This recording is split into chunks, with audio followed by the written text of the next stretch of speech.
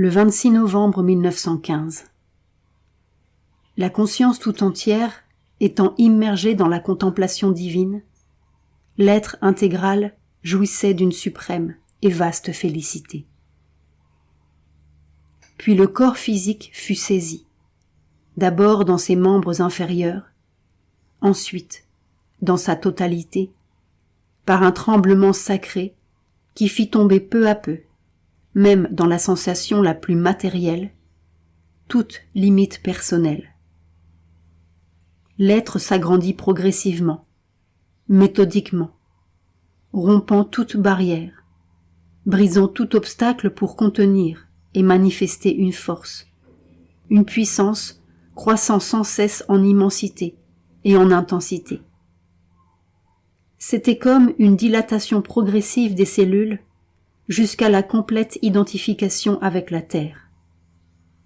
Le corps de la conscience éveillée était le globe terrestre se mouvant harmonieusement dans l'espace éthéré. Et la conscience savait que son corps globaire se mouvait ainsi dans les bras de la personnalité universelle, et elle se donnait, s'abandonnait à elle, dans une extase de paisible félicité.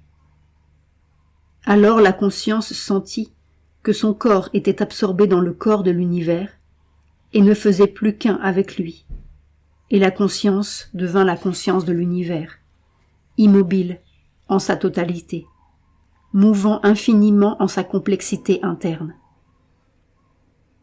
La conscience de l'univers s'élança vers le divin, dans une ardente aspiration et une soumission parfaite, et elle vit, dans la splendeur de la lumière immaculée, l'être resplendissant debout sur un serpent à multiples têtes, dont le corps s'enroulait infiniment autour de l'univers.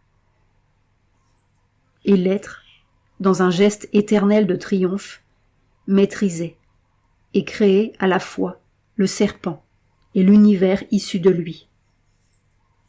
Dressé sur le serpent, il le dominait de toute sa puissance victorieuse.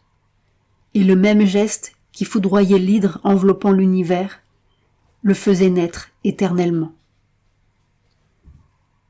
Alors la conscience, devenue cet être, perçut que sa forme changeait encore une fois, absorbée dans quelque chose qui n'était plus une forme et qui contenait toutes les formes.